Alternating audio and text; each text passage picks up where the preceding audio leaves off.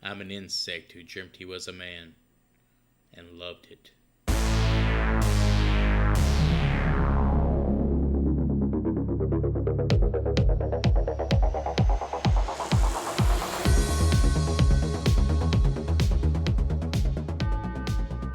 I guess for me, I don't have like a person I go to regularly, so I guess I get a haircut like every 3 months.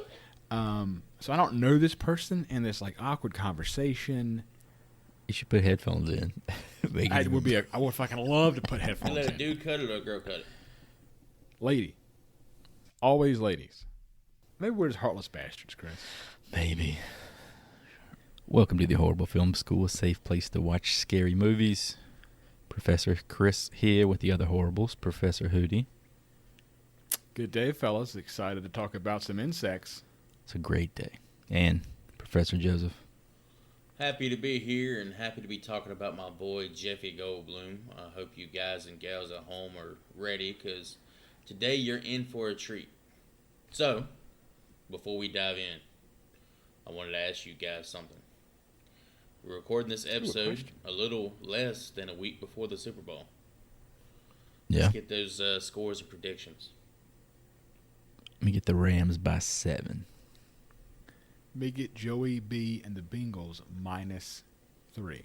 I'm right there on Hootie's line. I'm going to take the Bengals. Joey Burrow, 28-31. Today's assignment, 1986's The Fly, The Lesson. Keep a buddy system in place to avoid naked drunk fuck-ups. All right, fellas, this is one that I think the two of you had preconceived notions about the greatness here, but it was a new one for me. So a little behind-the-scenes information I got here. This is a remake of a 1958 film of the same name, directed and co-written by David Cronenberg, known as the master of body horror. Some of his notable films, Scanners and Videodrome. Never seen any of them, but I know he's considered the king of this gross-out body horror shit that you two seem to enjoy. Scanners is good. Scanners is also rough. I do not enjoy the body mutilation, and I forgot how much of it was in this movie. Yeah, it's a bit rough. Dude, I fucking love that shit. Yeah, some people really like it, man, but like, what's that weird shit people watch? Dr. Pimple Popper? I can't even do that shit. I don't like that. It's the same shit to me, man. I cringe. I got too much empathy. Is that like a TV show? Yeah, it's like it has seasons and seasons of this. I think it's a lady who just pops these big, disgusting bumps. Have you seen it? that? Have you seen that episode where she pops it and she licks the instrument? No, I've never seen a fucking episode of that. Fucking sucking gross, on dude. the instruments. Just sucking on the goddamn juice. And that show gets advertisements. Why can't That's we a little get bit advertisements? that's a little bit too much calcium in your diet. I think it's on the Discovery Network, so it's science, man. It's health and science. I'm Yeah, sure it's that fucking is gross. scientific. But yeah, with that in mind, I guess we could point out here that this did win an Oscar for Best Makeup. So naturally, shout out here goes to Chris Wallace, special effects work. Also notable work on Gremlins and Arachnophobia. Yeah, Ooh, this, Gremlins. pretty much this guy right here is fantastic. Also did work on E.T. as well as Return of the Jedi. Funny enough, he directed the Fly sequel. Yeah, I saw that there. Starring who's that motherfucker? What a sequel it was. Who's that motherfucker from Mask? Eric Stoltz. Ah, God. The original Morning McFly. Starring Eric Stoltz. Considered an above average sequel by some people, but I haven't seen it personally. I've had the image of the Fly in my head for as long as I can remember being alive. And I have two people to thank for that. My mom and Mr. Chris Wallace. So, pretty stunning work. I like this guy. But that's the only fellas behind the camera I was going to highlight because it's a lot of kind of unknowns for me outside of that. Yes, I definitely see what you're talking about. Like, Cronenberg shit, I've heard of him. I've never really seen any of his movies outside of The Fly. Watched his son's debut film a couple years ago called Possessor. It was pretty fucking cool. I would definitely recommend it.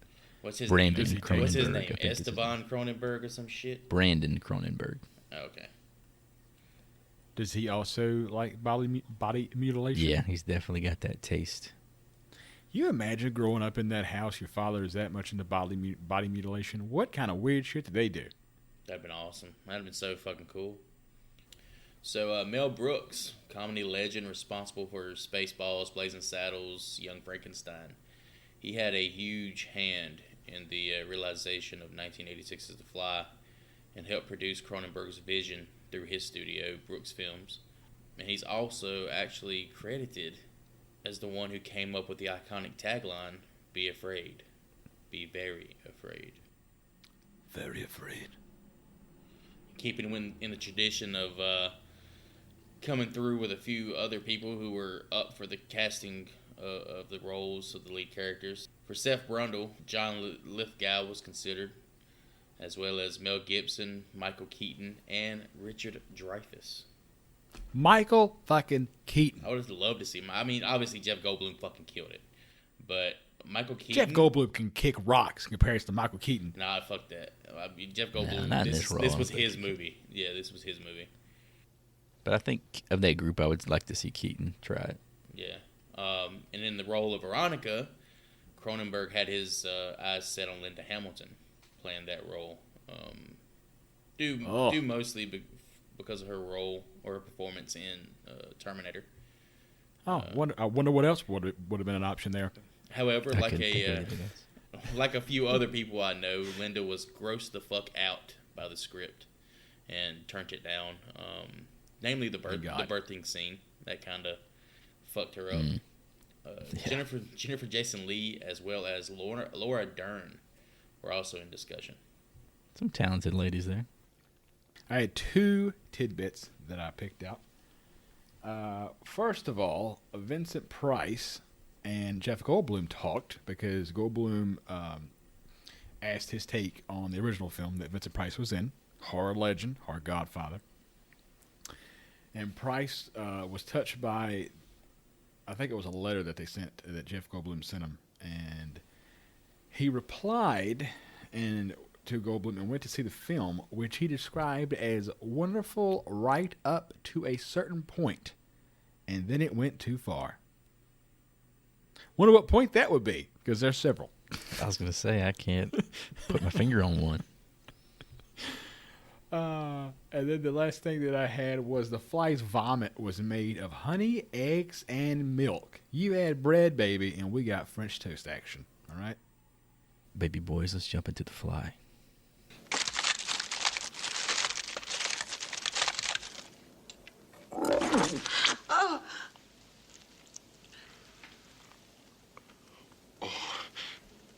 That's disgusting.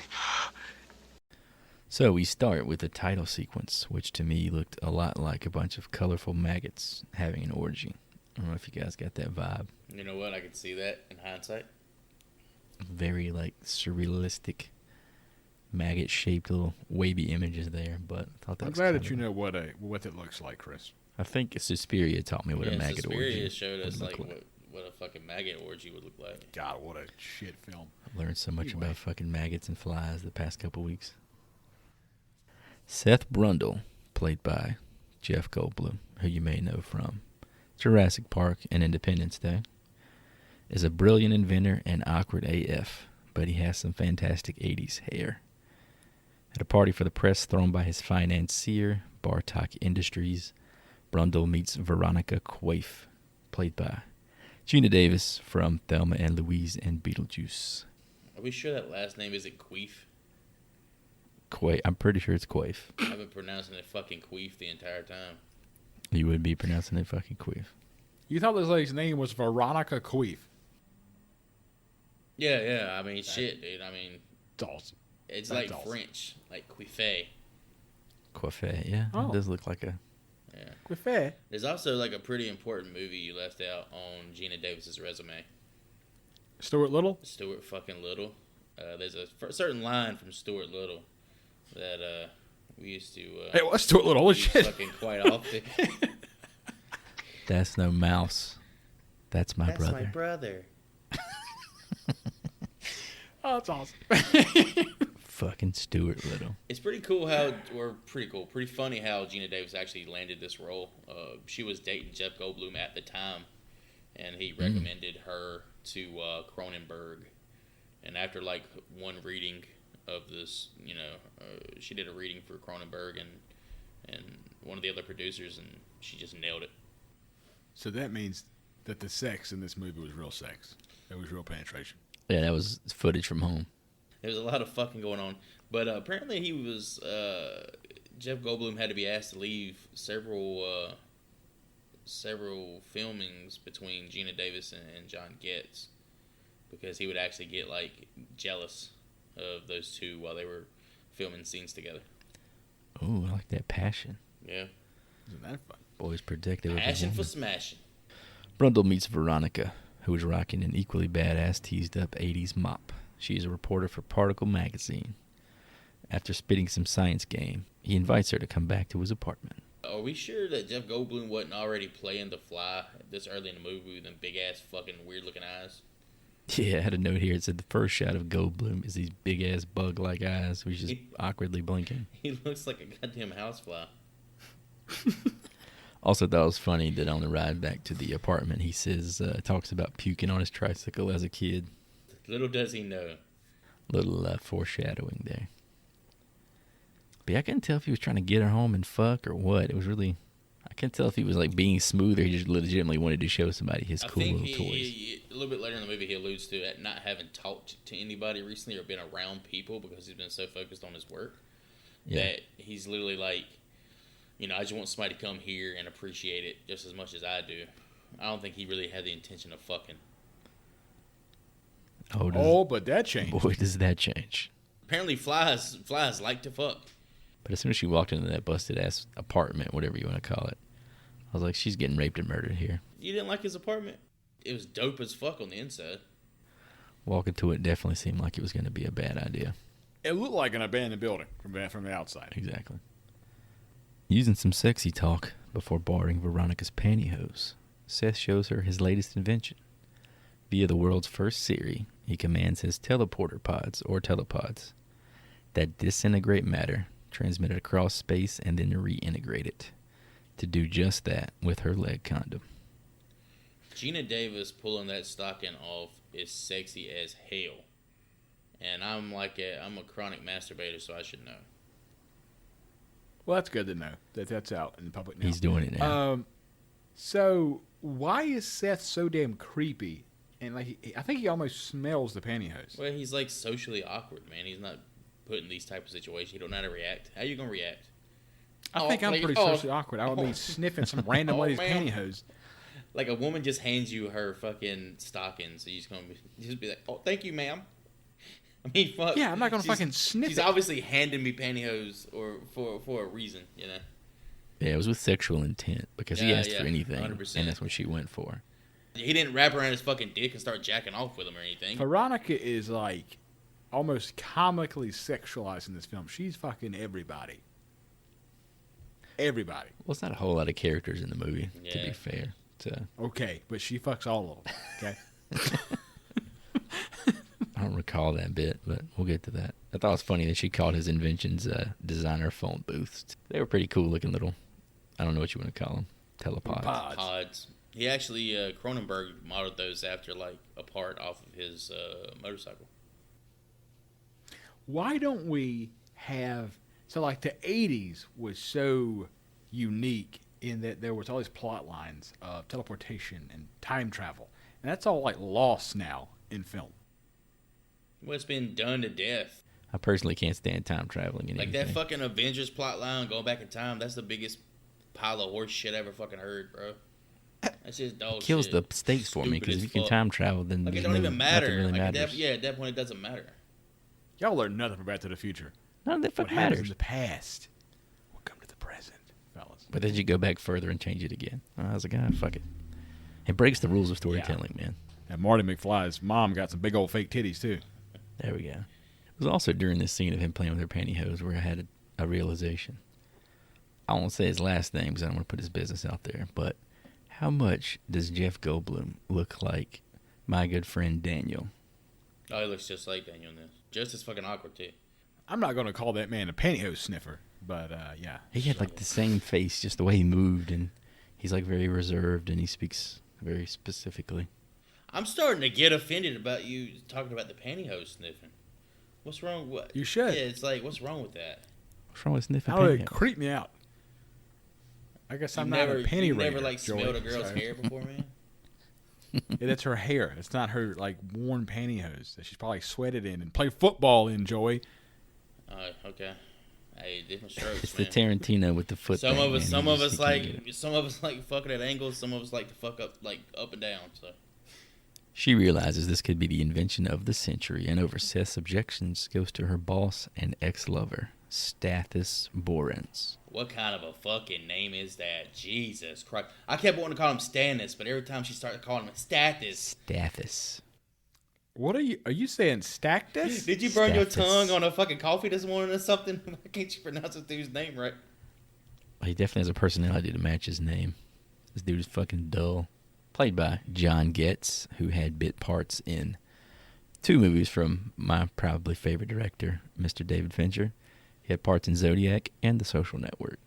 He has been in a lot of television shows Yeah, and that's the movies. vibe I got. A shit ton. Like, I think his IMDb he's credited for like close to 100 different shows and movies, but I think it's like 95% television, which isn't, there's nothing wrong with that, but I mean, it is what it is. He's prolific, man.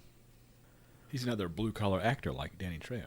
He doesn't look quite like Danny, but yeah. Not quite. Here's the crazy part. I don't think Danny Trejo's muscles. acted a day in his life. I think it's literally just Danny Trejo in like every Put movie. the he's camera in. on me, baby. I'm just talking, you know? So Veronica goes to her boss and ex-lover to convince him to publish the story.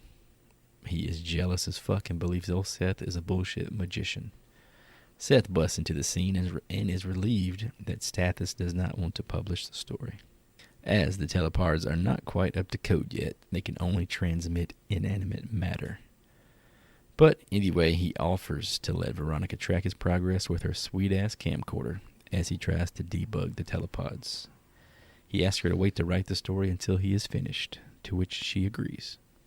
So I had a question here, Chris. Is this what coding is like? No, it is not. This is like you day to day? He has he's doing it with like 2 fingers too. The way he types. Do you use your home row keys? Is that what you do? That's where they rest, but I don't keep my hands there. I just go.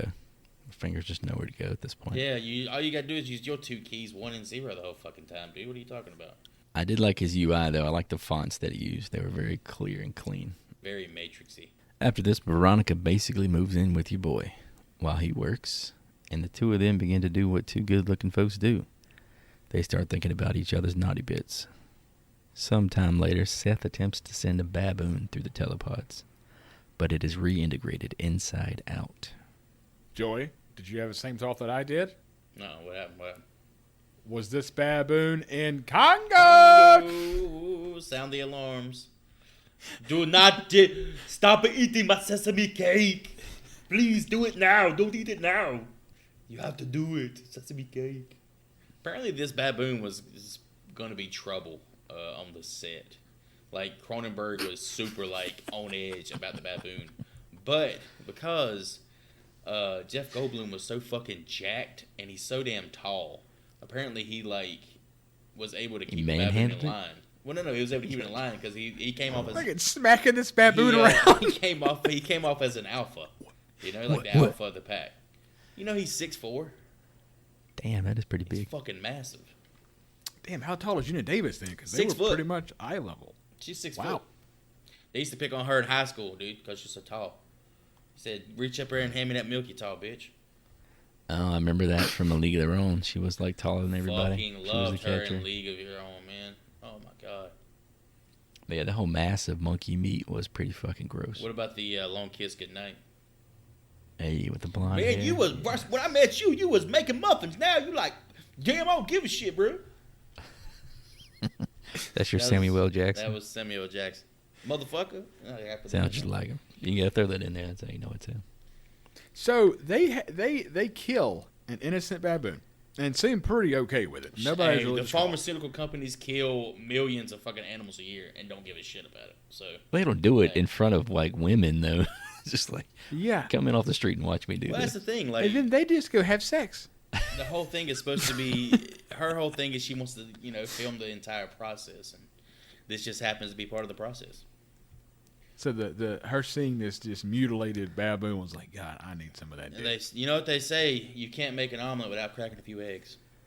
Well, let's back it up. She does work for Particle Magazine, so she's probably used to being around weird science experiments. So she's probably seen shit like this. But before. You're seeing it as weird. I don't think it's weird. I think this probably is just as commonplace nowadays as it was back then. I think you should have tested it on like a worm or something. Something less. Yeah, but you want to test it on massive. something that's as close to a mammal as you can, right? As close Yeah, to you work your way genetics. up to that point. You don't just go straight to the monkey. Cows are stupid. Put a cow in there, if it dies, it's okay. But a baboon How do in you the get brain, a fucking cow inside that little telepod? I don't put a calf in there. I don't know, God, Joey. that's worse than a baboon. You're talking about a baby now? That baby calf, they're stupid. I would say put in like a reptile or something not cute at least. No, you Or gotta chicken. have a genetic makeup that's close to a human's, man. Well, a That's the banana's whole pretty thing. close to a human. A On its We own. need banana? to put a dolphin in there. It's We pretty should close put a to a dolphin. You human. could have put a pig in there. A pig would have been good. Pig or dolphin. Nah, still would have been bad. Why would you put a dolphin in there? Where the fuck would you find a goddamn dolphin in the middle of Chicago, wherever the fuck they're at? What city were they in? That's a good question. I think it's like Chicago. It has Chicago like architecture. Soon Veronica falls in love with Seth, as one does, and they make love. Lots of it. Dude, she falls in love with him quick. Yeah. They're just rubbing the dead baboon on themselves and Yeah, just- making love. Nothing like that to get the blood percolating. After one particularly passionate squirt fest, Veronica nibbles on some nipples and talks about the flesh driving women crazy. This gives Seth a boner and the inspiration he needs. He will teach the computer to be driven crazy by flesh. This whole flesh dynamic, like literally, it comes down here in a few scenes too, like the cult of the flesh.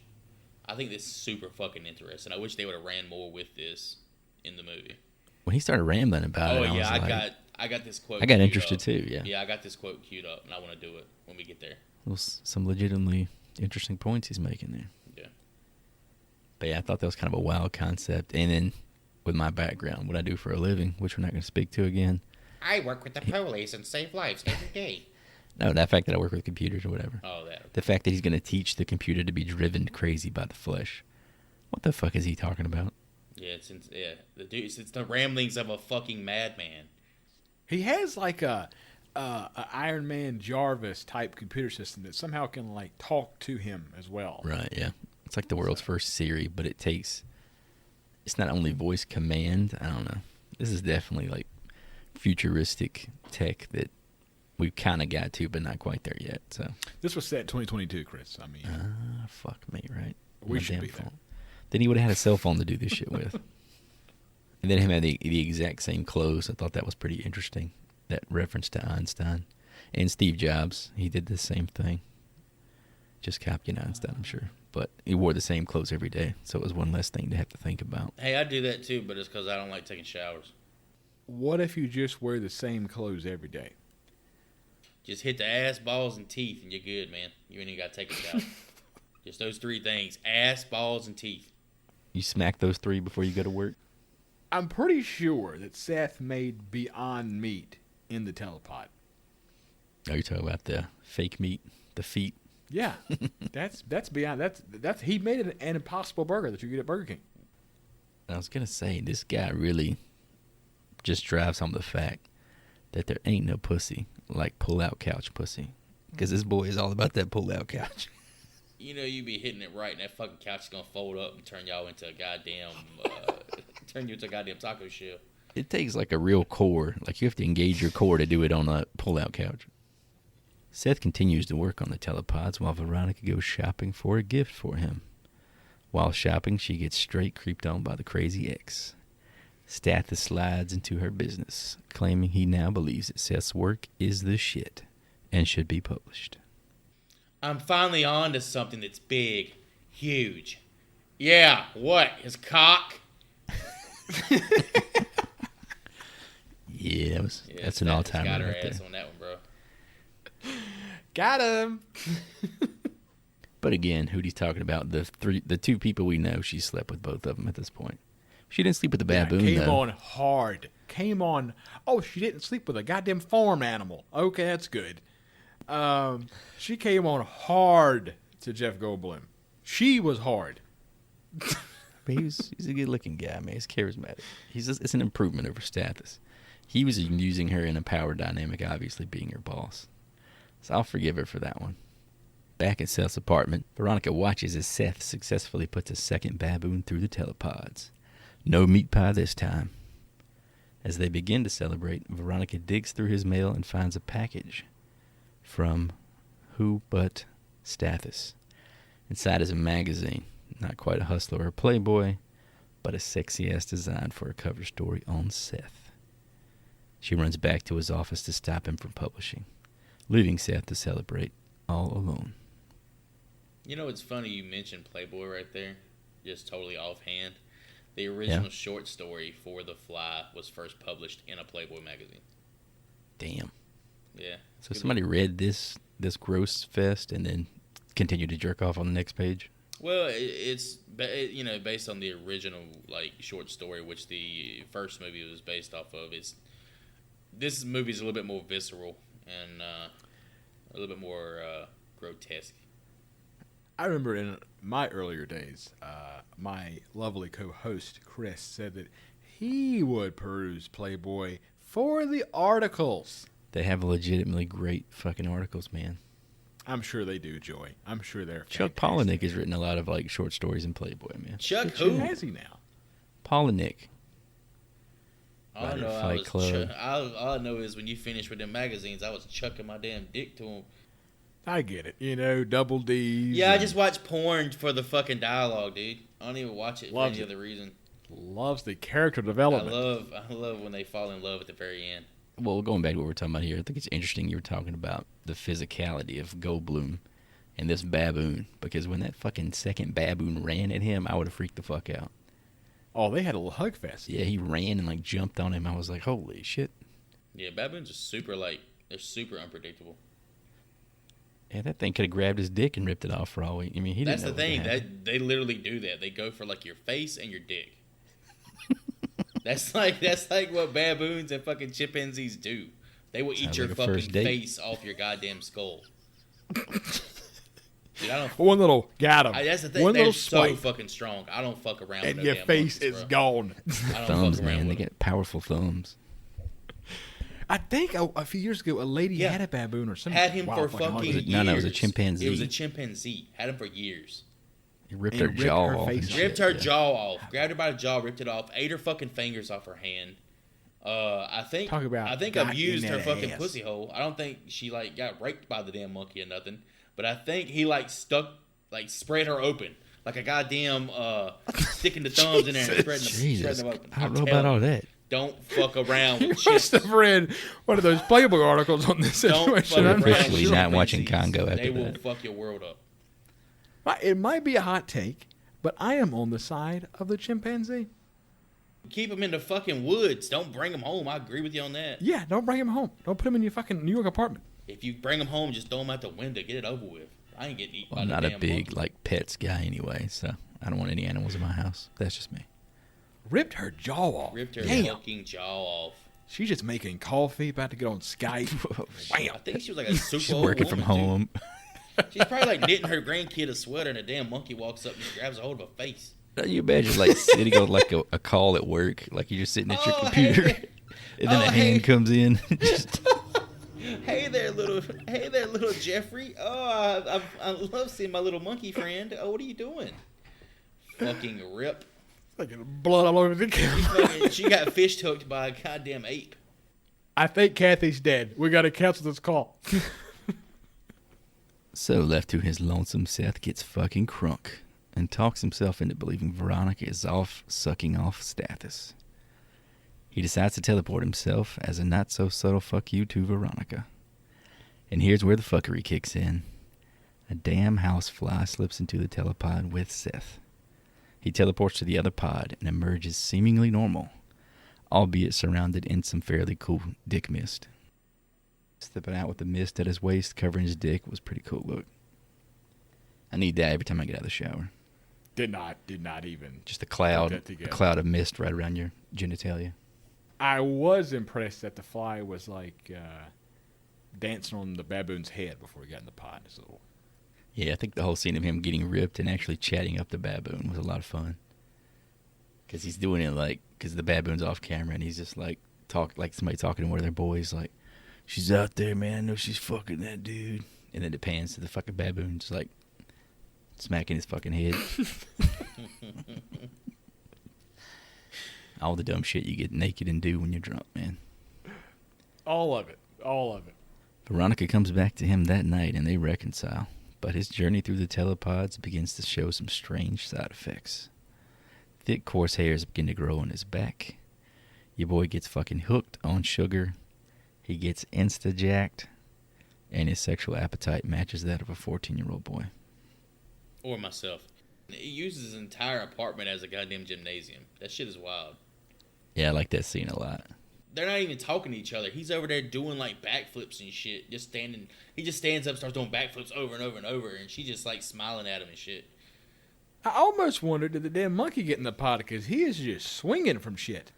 He's strong as fuck. He's hopping around this like fucking Ren McCormick and Footloose. But they play it all in silence, which I thought was a nice touch. There's like no dialogue, no score. It's just one dude doing like crazy fucking gymnastic shit in this like industrial apartment. I didn't even put that together. Where have all the good men gone and where are all the guys? This is what it's God's. God damn it. I said God's. That's the promise I did. It just cuts to Veronica smiling while that song's playing. She's wearing a Walkman. She's bobbing her head. He does that shit where he flies off and his fucking arms are in the air and the camera just keeps cutting around. He's still in his apartment, but he's like fucking flying through the air. I was like, how the hell did he land outside? Jesus Christ. One of the sides of Gina Davis I've never really seen. And yeah, she definitely gets the thumbs up here. She had the teased up hair, the button up shirt, barefoot. It's the look, man. The look is back. Minus the knee socks. This dude's over here doing a bunch of damn gymnastics, like jumping off of stuff, and you're looking at her knees. You gotta be looking at Jeff in this situation. It's a very sensual, sexual scene, but it was completely quiet. I thought that was kind of cool. Cool and interesting. Like, this was better than the sex for him, it seemed like. The dude's falling in love with himself at this point. Yeah, he's a superhero. He's Spider-Man. Damn right. All the hot, stinky sex begins to wear Veronica out. Seth suddenly believes that Veronica should go through the teleportation herself, hoping to make her as horny as his manic self. She refuses, and in a burst of anger, Seth leaves in search of a woman who can handle all that sweet D he cannot stop throwing. His literal reason for wanting her to go through the telepod is so they can just keep fucking.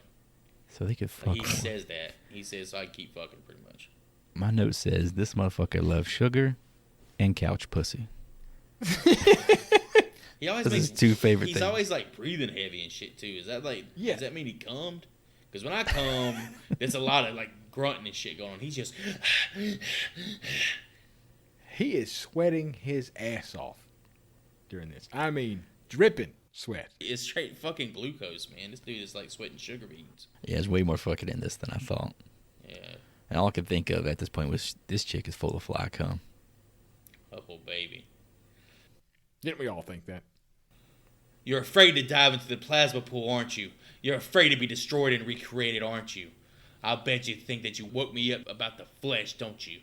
But you only know society's straight line about the flesh. You can't penetrate beyond society's sick, gray fear of the flesh. Drink deep or taste not the plasma spring. You see what I'm saying? And I'm not just talking about sex and penetration. I'm talking about penetration beyond the veil of the flesh. A deep, penetrating dive into the plasma pool. You know, Cronenberg wrote that shit. Yeah, that's fantastic. Yes, when I saw that, I was like, I gotta leave more rooms with a fucking monologue. Because this dude just fucking drops it on her. Deep, penetrating dives into the plasma pool. That's so fucking cool. Obviously, watching this shit as a kid, I don't have any clue what's going on in this situation. But, like, rewatching it as an adult, you really can appreciate, like, this type of back and forth. I don't know if I've ever heard the term plasma pool before. Yeah, I don't think. Yeah, I think that's what really makes it so. Because it feels like this is like the beginning of a fucking cult. I wish they would have really like fleshed this out and like ran Oh, with so it. you want to see like a whole horde of flies. Fly Yeah. men. He wanted I full think it'd Jim be Jones fucking right insane. Yeah. Yeah, it's definitely some cool language, and I think in this little bit too, it kind of leans more into the science fiction aspect of all of it. He's talking about fucking plasma pools and all this other shit. I mean, it's all like real, true, basic philosophical stuff, but just the way he presents it just kind of reminds you of the fact that they're not quite the same kind of a person. He's still a scientist at heart, so he analyzes things differently than most people.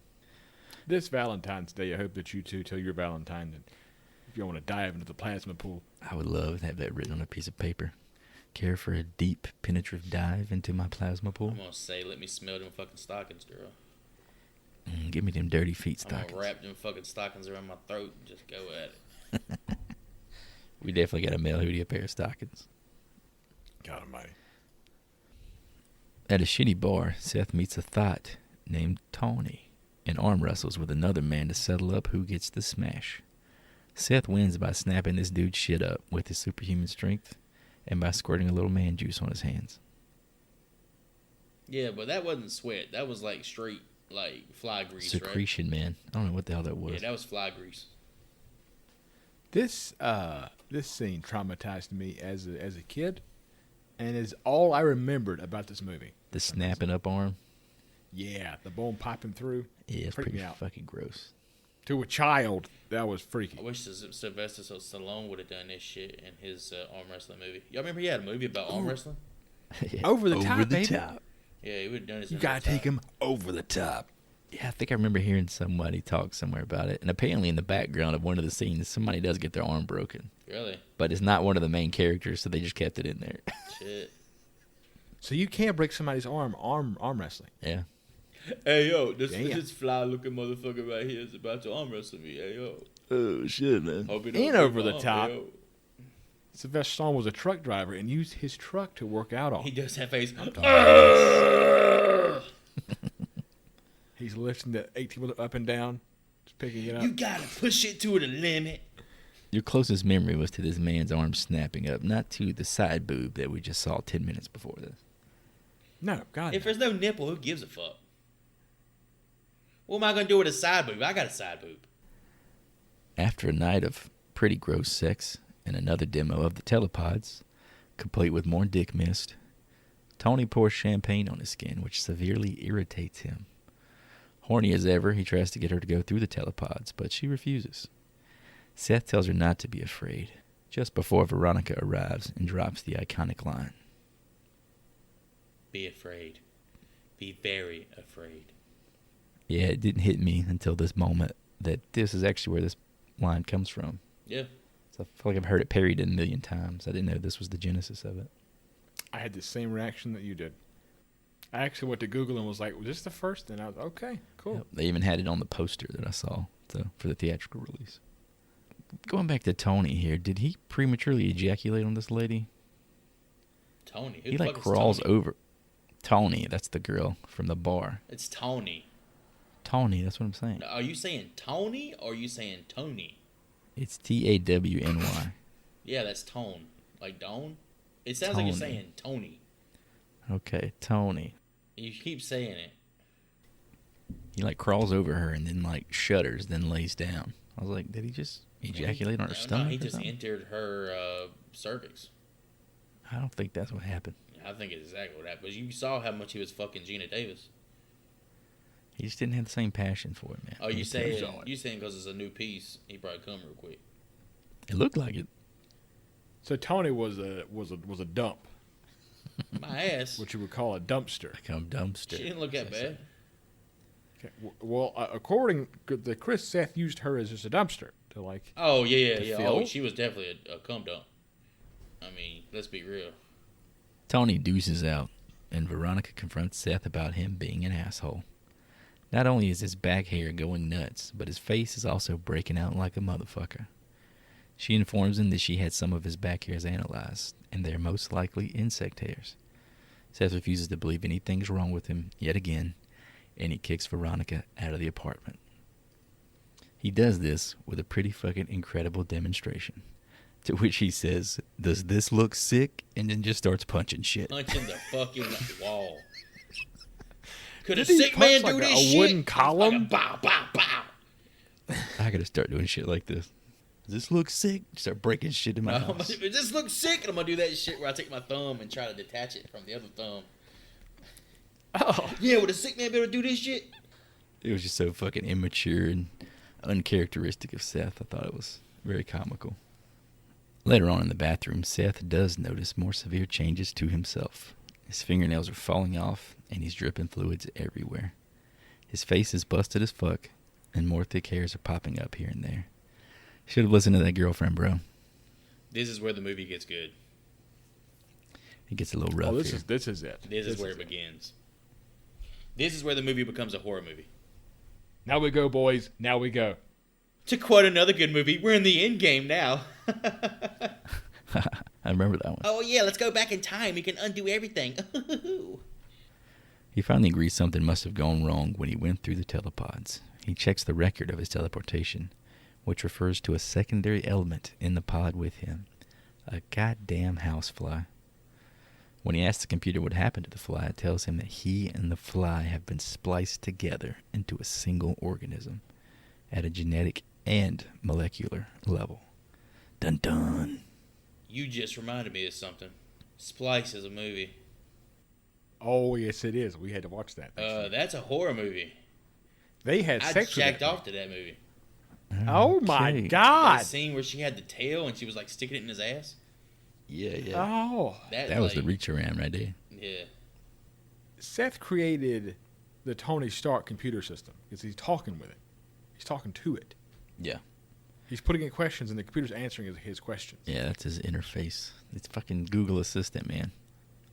I understand 1.0. that wasn't around in 86. No. I mean, he doesn't even have Cool. a true desktop here. He's looking at DOS commands the whole time. There's no Windows. The hell is DOS commands? It's just like a command prompt. A whole month goes by in which Seth and Veronica do not speak, but he finally hits her up like any salty boy would and asks her to come see him. Being a good woman, Veronica comes to see his abusive ass. What she sees is a new Seth, frightened and heavily deteriorated. His face is lined with pockmarks, and he needs canes to walk. He has to wear gloves to keep from biting his fingernails off. He eats by vomiting corrosive enzymes onto his food and sucking up the remains. As they converse, his fucking ear falls off. He refuses to take help from any professional doctors, not wanting to be a lab rat. Got a few points of interest here. I think you just grossly under-described just how fucked up his face is. This is all It's fucking not gross, just man. pop marks. He's literally a giant tumor walking around at this point. And then the scene with the ear actually falling off, Gina Davis didn't know that was about to happen, so her reaction was God. genuine. And Cronenberg actually used that take in the final cut of the film. That's awesome. That is very cool. I enjoyed the line when he's telling Veronica about the fly situation. He says that we hadn't even been properly introduced yet.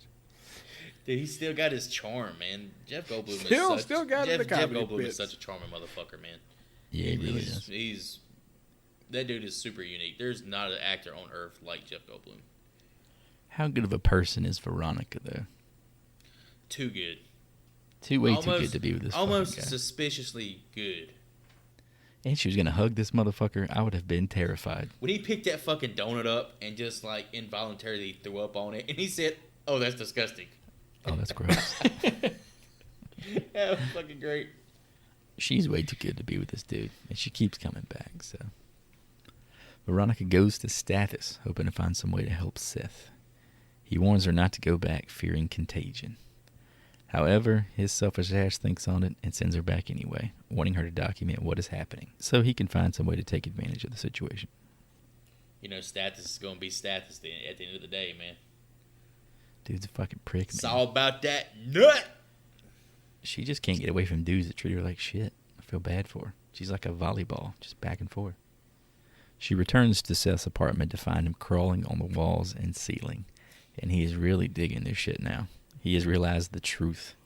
He is turning into a human fly hybrid that he calls Brundo fly. And this creepy fucker has the gall to ask Veronica to document his metamorphosis. I really like that where he starts describing that his disease has a purpose, or he has a purposeful disease, you know? Yeah, like he felt like, oh, this is why this happened. It Yeah. became a new experiment for him. The wall crawl is really fucking cool. And he's, at this point, Spider-Man, right? I mean, he is Spider-Man. Yeah. How did they film that, Chris? I know you know, like, secrets of Hollywood and all this other bullshit. I rewound it a few times because I know, thinking back to like how the Nightmare on Elm Street, how they rotated the room. Alright, I saw some behind the scenes shit. It was like a big circle thing, and there was a cameraman right in the middle of it. And it's like rotating. So is that how it's done? Yeah. Okay. So yeah, they spin the room, and Jeff is essentially just trying to, like on a treadmill at that point. Yeah, he's just staying pretty much in the center. Static, yeah. Trying to Yeah. keep his position. It looked really fucking great, though. Yeah, it's fantastic. When he stepped down onto the floor, I was like, oh, it's fucking smooth. Nightmare on Elm Street, shout out. Shout out. Why the fuck doesn't she just call a doctor? We're past that point, Chris. I mean, there's We're so many beyond people. that phone There's call. so many people I barely care about that if I was in this situation with them, I would have just said, fuck your wishes, I'm calling the doctor. Especially if it was somebody I actually love. If one of you were going through this, I'd be like, I'm sorry, dude, I gotta fucking call a doctor. Think you're making my case of further Veronica's character. I'd be throwing up on everybody, dude, if I was the Brundlefly. I would be on the clock tower just watching people walk by throwing up on them. There he is again. He's up on that clock tower. Y'all don't walk up on him. He's always fucking around. Y'all on the know what he clock does tower. if you walk up on him. Yeah, but him having the balls to ask her to record this shit. He's becoming a fly, sure, but in his hearts of hearts, he's still a scientist. He's still fascinated by what he's just created. He's just created the world's first, like, gene splicer. He's still of, sound mind right now. She records a video where Brundle demonstrates his new eating habits and brings it to Oh, Stathis, my God. who watches it in horror all alone on the couch with a boner pillow in his lap. The fucking sound Could you imagine? off screen that you hear is so gross.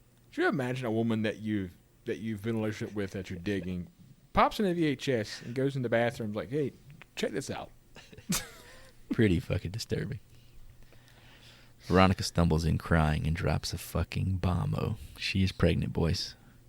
Presumably with Seth's child. Is this real? I guess it's real. I don't know. I got had some very questions confused. here too. Stathis is still trying to slide back in there, so he encourages her to talk to Seth before aborting the baby. And then here we have a bit of a sequence where she's going to deliver the child, but that's a dream. Is that what happened? I thought it was a dream.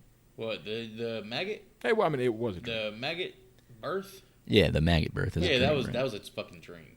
That's what put But her over because the she's edge. as soon as she says she's pregnant, we learn that she's pregnant, and then it cuts to this dream sequence where she's forced to push out a really another fucking distrubing sequence of giant, a 3-foot long maggot.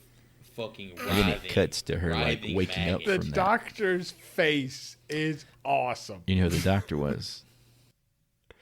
It's the director, right? David Yeah. Cronenberg. His face is great. He likes to play doctors. He was a doctor in another movie, right?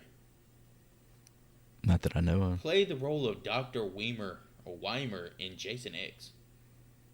Yes. Did fuck are he you direct doing, that or man? just like Jason X? I think he directed an episode of the Friday the 13th TV series. I could see him enjoying that because it's got like the most gross effects, right? But yeah, so she says she's pregnant and she has this dream about the birth and then wakes up. And I was kind of confused as if those were both part of the same dream. I was like, is she really pregnant? Which I come to find out she is. But in the moment, I was a little confused because of the way it's I structured. was the same with you. Yep. When she sees Seth again, he has deteriorated even further. He no longer wears clothes. His skin has become swollen and lumpy, and more of his body parts have fallen off. He barely resembles his old self. He's using his medicine cabinet as a museum to his human self, storing various leftovers in there. Fully embracing what he is becoming, he warns Veronica to never return, because his fly instincts are taking over, and he will not be able to keep himself from hurting her. This scene was fucking great. Yeah, it's fantastic. I'm going to go ahead and ruin it, even though you're talking about how great the scene is. Did you do inventory of what was in his medicine cabinet? I noticed the ear. All solves it. Did you notice the large uncircumcised dick that was in the medicine cabinet? I did not see the large dick. Was it really a large dick in there? It was a large uncircumcised cock in the fucking medicine cabinet. Did it have a label on it? Like that? Not didn't have Just a a label on cock. it, but it had a bunch of foreskin on it. I missed that one. I think Hootie just figured out his memorabilia. I think Hootie's gonna fucking rewind to this shit. Okay. And in this same scene, there was further mutilation of teeth falling out, for the love of God. Yeah, it definitely pushed that body horror to the max. So I got a question for you here. I did read, I don't know if this was true or not, that the story is kind of an analogy to growing older. Like that's what the body horror, where the body horror aspects are coming from. The aging process. Did you feel that way? 100%. I mean, I didn't think that deep about it, but now that you said it, yeah, I could see that. Oh, this movie's deep on so many levels, man. In my opinion, anyway. Yeah, there's a lot going on here, a lot of good shit. Yeah. But I wanted to highlight what I liked so much about this sequence was the dialogue. Fucking Jeff's acting incredible here. As she's going to leave him, he's like trying to say goodbye. Don't ever come see me again. He's talking about himself. And he says, I am an insect who dreamt he was a man and loved it.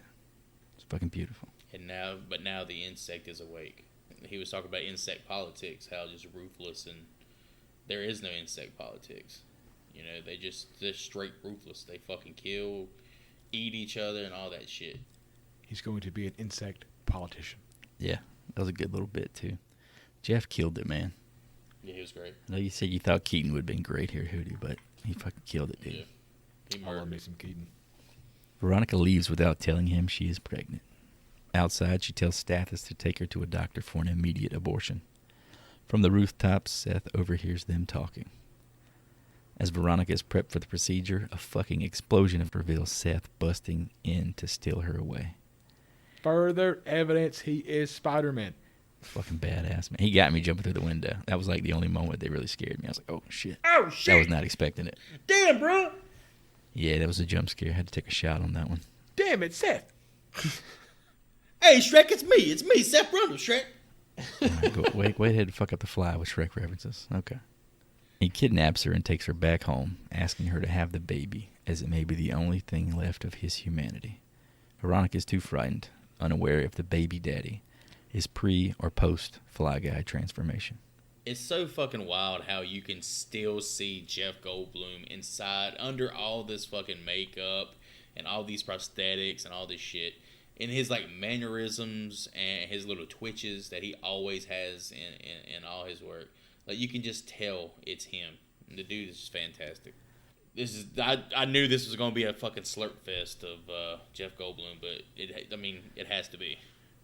Please don't kill me. Such a touching moment for somebody so fucking grotesque to look at to tell you, please don't kill me. But He's begging you, please don't kill me. It's so sinister how quick that switch is flipped. As soon as she says, hey, I'm not going to do what you want me to do. I'm not going to have this fucking baby. And you can just tell by the look in his eyes. He kind of gives her a side eye like, all right, I can't get my way. I can't have you do what I want. I'm going to force you to do what I want. Stathis makes his way to Seth's apartment, armed with a shotgun. But he ain't got shit on Seth. The Fly Man jumps down from the skylight, catching him by surprise. Seeing that Stathis means to shoot him, Seth goes all revenge mode on the ex-boy toy and vomits his digestive enzyme all over his hand and foot, melting both appendages and sending Stathis into a state of shock. He's about to vomit on his face and make him a human puddle until Veronica steps in. She had been kept secretly on the roof. One, more mutilation, more rough shit. It was hard to watch. Secondly, Veronica says, no, don't kill him. If my foot is gone and my hand is gone, shoot me in the fucking head. He's in shock, man. He's not feeling anything at that point. What it comes down to is she still has hope for his humanity. He's not, entirely lost in her opinion. So, and by killing Stathis, it's like, all right, you really are the monster that you're becoming. So let's talk about 2 days after this movie. And Stathis is in the hospital. He's probably getting released. And Veronica's not going to want to be with him because she's over this shit. And he's just going to go about his life and, just tell people how he lost his hand and foot by a man who became a fly. Yeah, I mean, that's a hell of a Tinder profile. What it is he's probably going to win a lawsuit from the company that Seth Brundle works for. So he ain't got to worry about shit ever again. However, it's funny you talk. It's funny you talk about he's not going to end up with Veronica.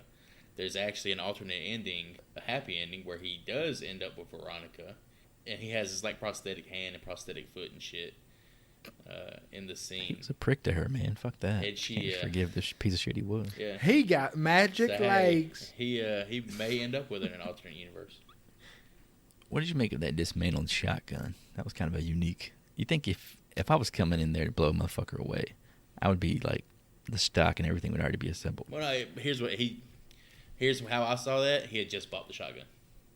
Well, he could have put it together in the fucking parking lot. He literally he walked it. Well, he looked cooler if he done it on camera, like in. It did look cooler. It was cool. cinematic, but I was like, practically, if I'm going in here to protect myself and kill somebody, Yeah.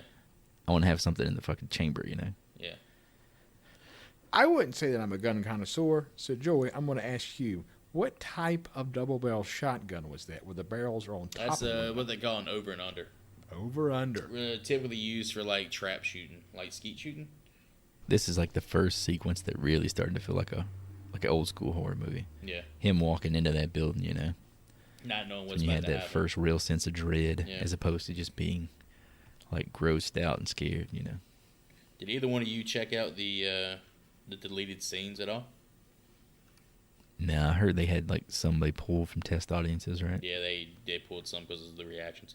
But one that was actually really fucking cool that they cut right here is Brundlefly actually takes that decapitated, would you call it decapitated or severed? I guess severed foot, decapitated his head.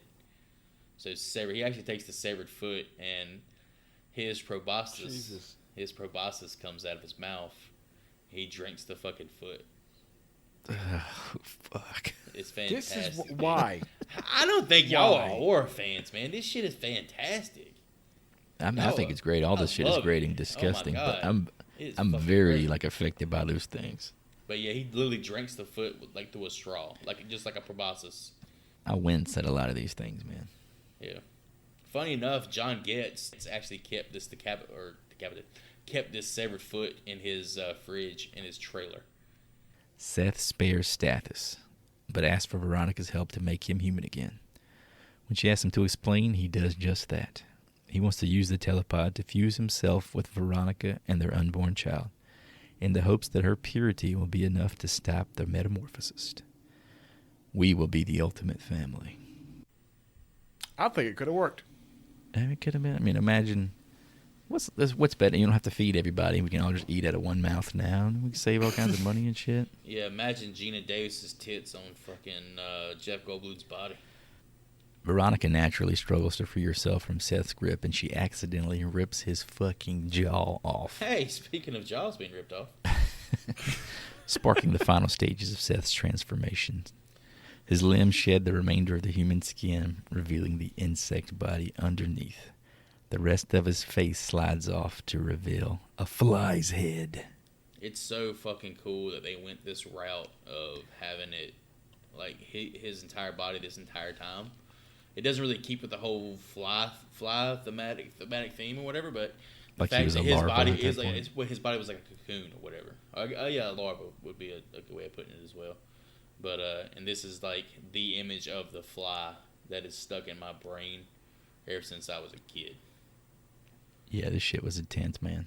When his fucking face started sliding off. One of my first memories in life was this fucking image. I always wonder in movies, shit like this happens. Does Jeff Goldblum continue to come to set every day after this? When he's not going to be needed, you know? He's done. He's done. Like, does he come and watch the rest of the shit as they're shooting it? I think I would, but that's just like a movie nerd. Like, He as an gets clapped actor, off. he's like, And "Ah." that's a wrap, Jeff.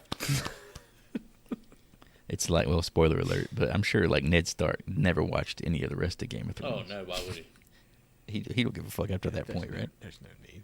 Sean Bean's got better shit to do with his life. I'm saying, do you think like Goldblum hung around to see how the rest of the shit went down? Because this had to have taken a while to shoot the rest of this, even though it's not a long sequence. It's a lot of yeah. shit going on.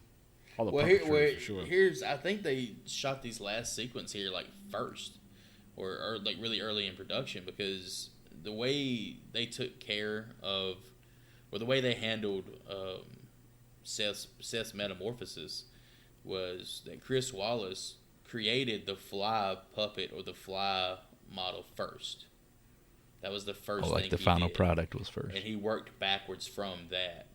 That way, Ah, that's each interesting. stage, he pretty much Tarantino'd the shit.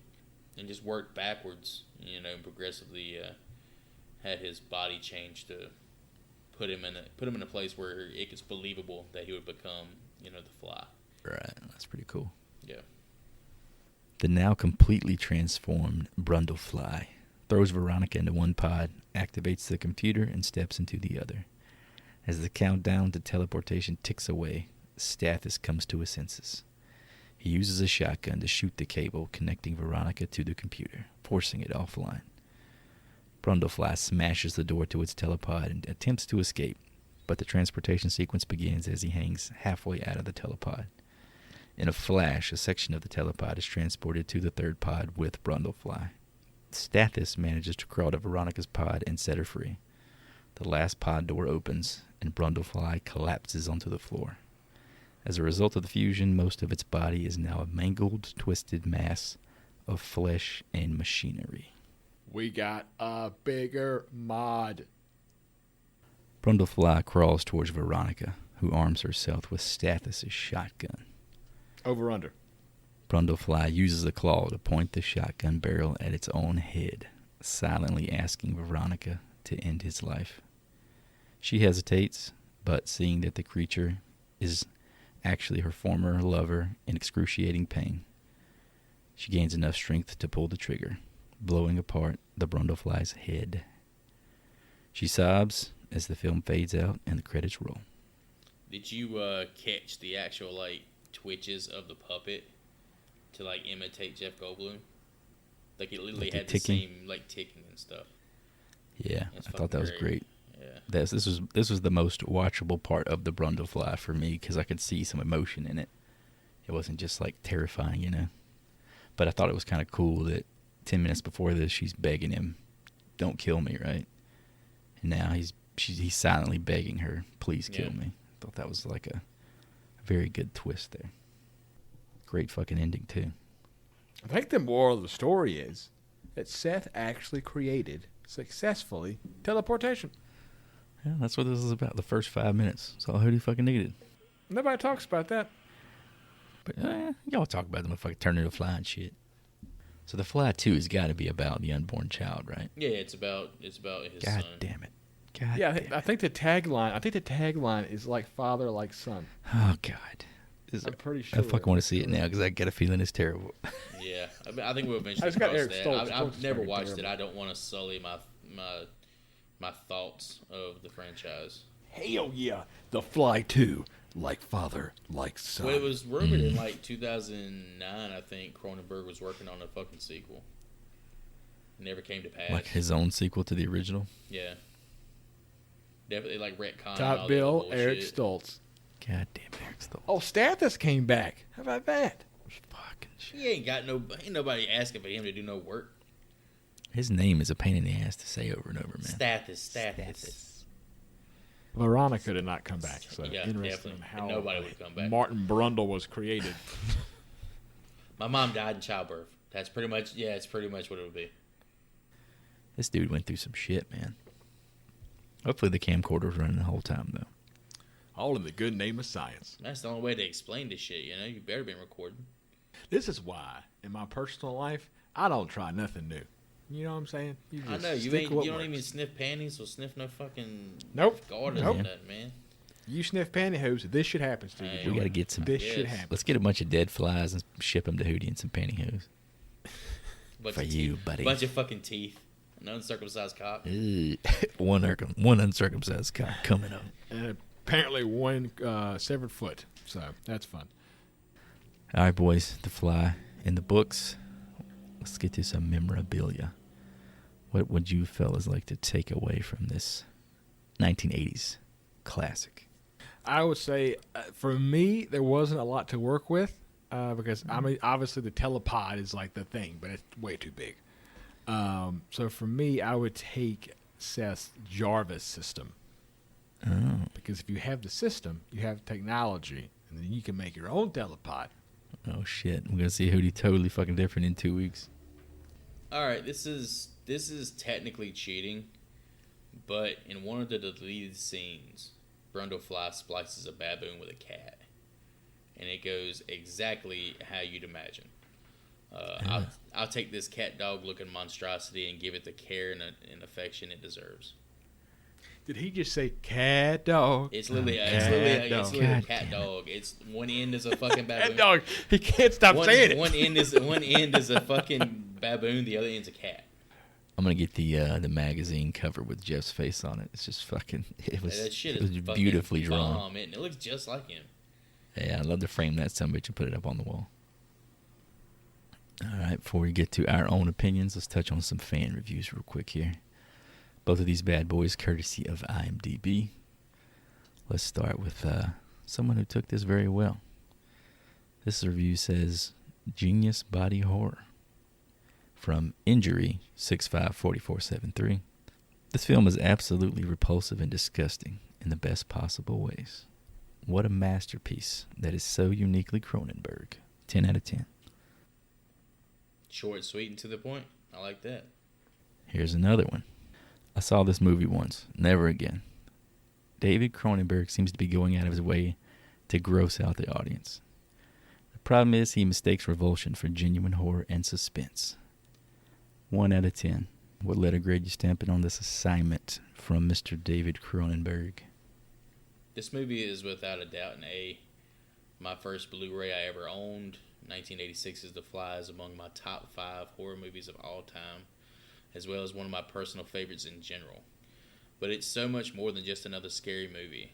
It's a tragic love story that beautifully illustrates the pain and fear we all face when letting go. A body horror trauma through and through. The creature effects and makeup are what all movies should strive for.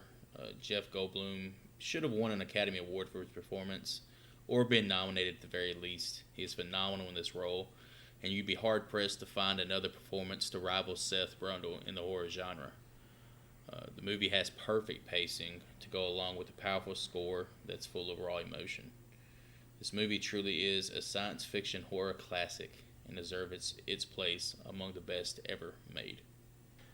The Fly was creative for its time and catapulted Jeff Goldblum into being a household name. For that alone, it gets a whole letter grade bump for me. And for me, the letter grade for The Fly is going to be a solid B. This was not my usual cup of tea, but its excellence is undeniable. The body horror literally had me wincing, and the hype was on par with the material. I always have felt like the aura of likability around Jeff Goldblum, and I will now knowingly send my energy into all that love. His performance alone makes this worth the 90 minutes of empathy-wrenching torture. Gina Davis is about his equal, and her star also rises in my book here. It's a shame these two didn't do more horror, as I will miss them in our continual journey down this horrible road. I give The Fly an A. All right, fellas, let's put The Fly behind us. Bye-bye to Mr. Goldblum. Don't know if we'll see him again soon. Well, he's in Invasion of the Body Snatchers, so we'll eventually get to him. You'll be in our hearts until then, buddy. Yeah. And Miss Gina Davis as well. So, let's recap our Rotten Tomatoes guesses here before we reveal the actual score. I think that I nailed it, fellas. Myself, 70%. Ryan Hootie, 78%. Joey edging him out with the Price is Right move here at 80%. The actual score from Rotten Tomatoes is 83%. Fucking Joey. Let's go! I want you to put a sound effect in here, that fucking when they're blowing the air horn. Beep, beep, beep. Beep, beep, beep, beep. That pantyhose sniffing piece of shit beats you again. Let's go. I mean, maybe the secret to these scores is in the pantyhose. It's in the panties, baby. Dirty fucking hose. Dirty, dirty, dirty. Well, with the victory going to the lesser of the three hosts here, Mr. Joseph, it is on you to serve us up our next choice here. What are we going to be watching in 2 weeks? You guys know what this podcast needs more of. Pantyhose. It needs more Thomas Hayden Church and Jada Pinkett Smith. On our next episode, the Horror Bulls will be taking a trip down into the crypts with 1995's Demon Knight. Oh, shit. That mid-90s We life. get to hang out with the sexiest man of all time. Billy fucking Zane. Let's go. Yes. I think I still own the double DVD of this and Bordello of Blood. I think. I'd have to find it. Well, fucking A. Bordello of Blood's not as good. Yeah, Bordello of Blood's dog shit. Alrighty, baby boys. Let's fire up this Demon Night 1995 trailer. Demon Night.